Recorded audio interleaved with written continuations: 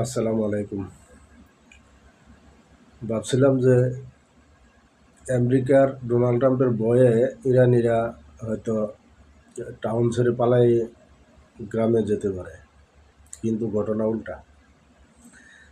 যে ঘটনা ইরানিরা ঘটিয়েছে, লক্ষ লক্ষ মানুষ ব্রিজের উপরে যায় উপস্থিত, টাউনের মধ্যে উপস্থিত, যারা মৃত্যুকে ভয় করে না, তাদেরকে কিভাবে মৃত্যুর ভয় দেখায় ডোনাল্ড ট্রাম্প, এটা আশ্চর্যতম একটা বিষয়।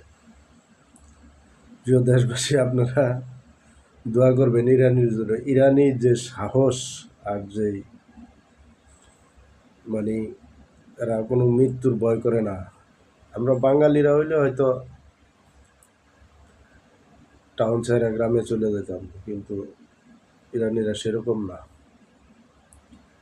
আমাদেরকে ইরান জাতির কাছ থেকে শিক্ষা নেওয়া উচিত। তাছাড়া আমরাও কোনো দিন হয়তো এরকম সাফার করতে হইতে পারে, কিন্তু দেখিয়ে দিল ইরানিরা। এই ট্রাম্পের আর এই আলটিমেটাম এইগুলা আর এরা তোয়াক্কা করে না, এগুলার বেল নাই, সোজা কথা। তো আপনারা দোয়া করতে থাকেন ইরানিদের জন্য। ইনশাল্লাহ ইরানিরা জিতবেই, জিতবেই জিতবে। আসসালামু আলাইকুম।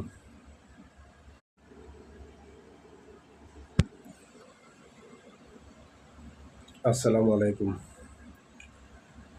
ভাবছিলাম যে আমেরিকার ডোনাল্ড ট্রাম্পের ভয়ে ইরানিরা হয়তো টাউন ছেড়ে পালাই গ্রামে যেতে পারে, কিন্তু ঘটনা উল্টা।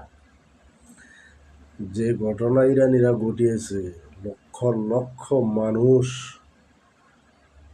ব্রিজের উপরে যায় উপস্থিত, টাউনের মধ্যে উপস্থিত, যারা মৃত্যুকে ভয় করে না, তাদেরকে কিভাবে মৃত্যুর ভয় দেখায় ডোনাল্ড ট্রাম্প, এটা আশ্চর্যতম একটা বিষয়। প্রিয় দেশবাসী, আপনারা দোয়া করবেন ইরানির জন্য। ইরানি যে সাহস আর যে এরা কোনো মৃত্যুর ভয় করে না। আমরা বাঙালিরা হইলে হয়তো টাউন ছেড়ে গ্রামে চলে যেতাম, কিন্তু ইরানিরা সেরকম না।